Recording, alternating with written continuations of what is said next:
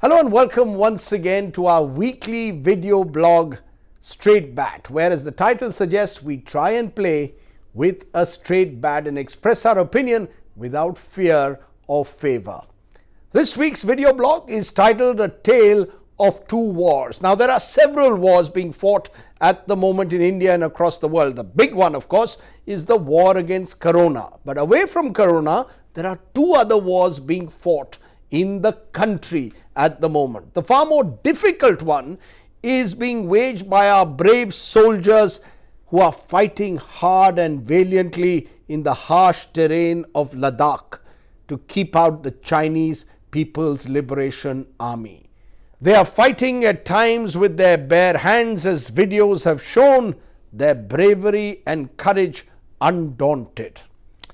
There is also another war being fought at the moment, not in the icy climes of Ladakh, but in the comfort of Delhi bungalows. The Latvians fight, as I call it, not by our soldiers, but by our netas. It's not being fought with guns or any weaponry, but on a keyboard, mostly through Twitter.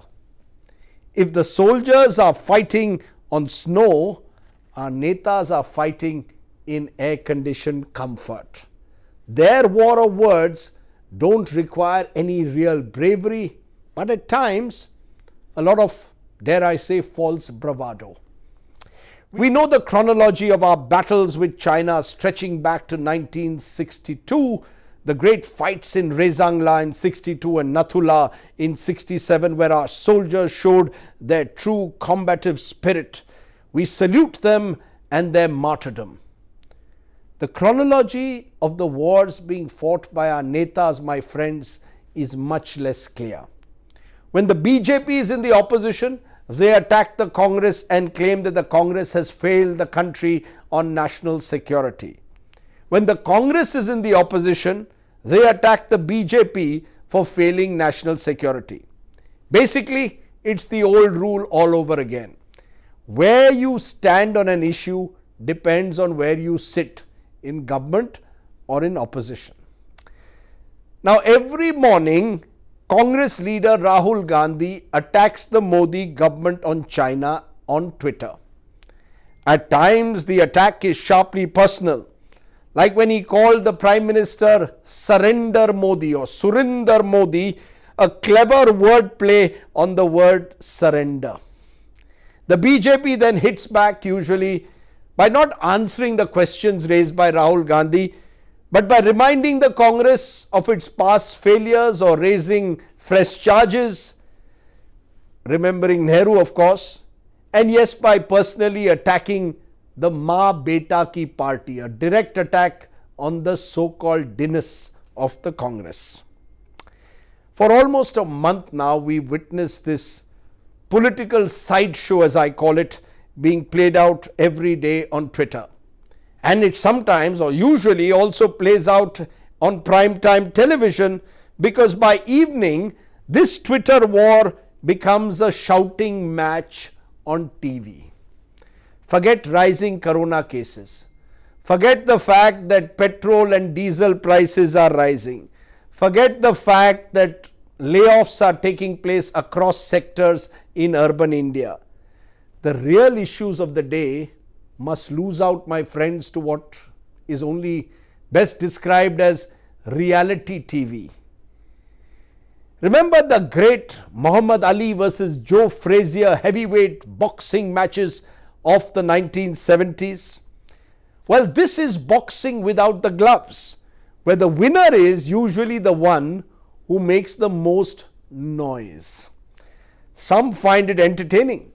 I did one such show the other day and found that it was trending on Twitter. Why? Because Sambit Patra of the BJP called me a Chinese agent and referred to Sonia Gandhi as Queen Victoria. Sure reason of getting the BJP army on the internet galvanized and then trending it on Twitter. To my mind, all of this somewhere reveals the depths to which the political dialogue in this country has plunged, particularly on news TV. a dark, bottomless pit of abuse and name calling, where you may well be entertained, but trust me, you are never enlightened. Isn't there a place for a civilized debate which can eventually lead to the building of a national consensus on critical security issues? Why should anyone, for example, who questions be dubbed as a Chinese agent or go to Pakistan or dubbed as anti-national? If there has been a diplomatic or an intelligence failure on China, frankly, our leaders must have the courage to stand up and face up to it. The standard response to each question is to suggest that this would demoralize our forces. Well, sorry, my friends. The truth is, questions don't demoralize our men in uniform. Obfuscation and hiding the truth certainly does.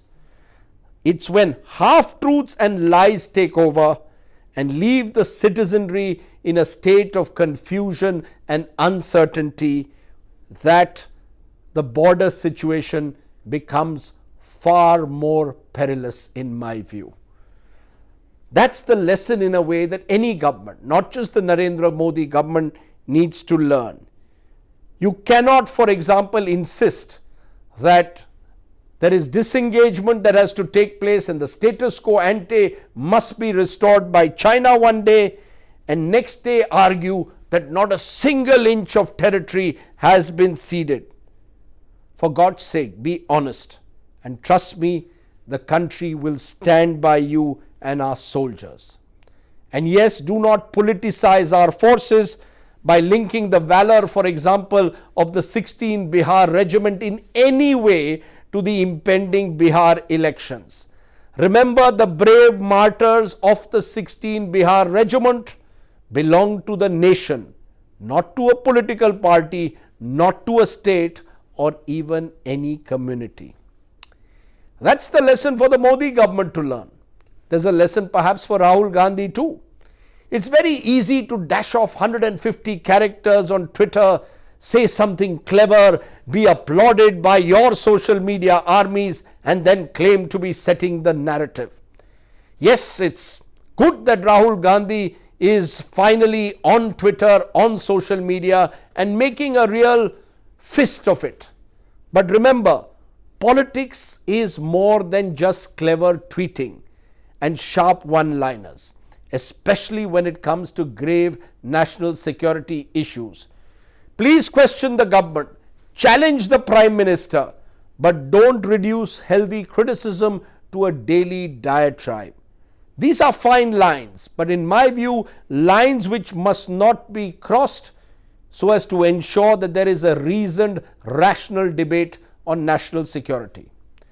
My own view, the best forum for this debate on national security is not Twitter, which is little more than a noisy echo chamber of competing cyber armies.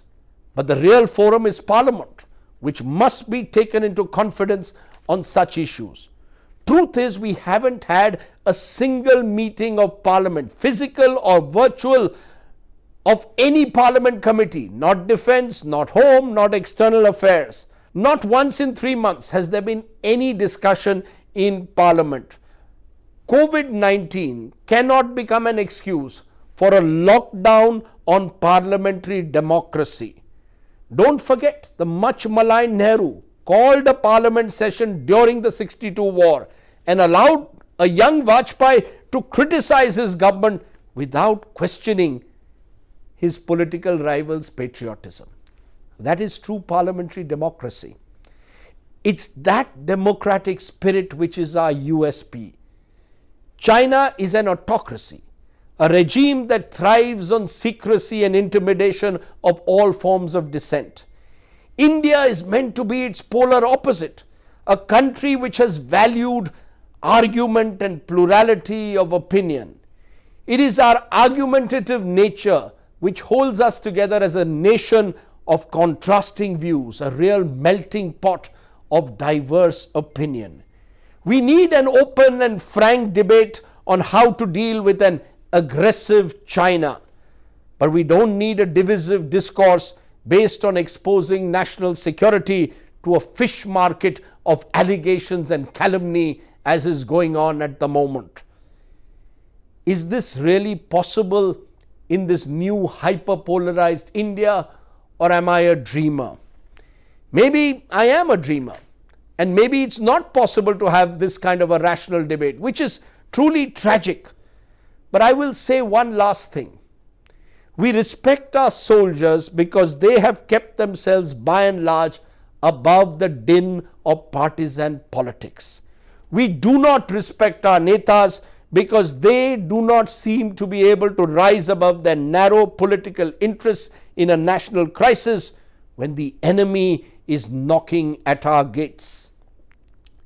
My friends, it's time our netas earned our respect and put nation above self-interest. Thanks for watching. Bye for now.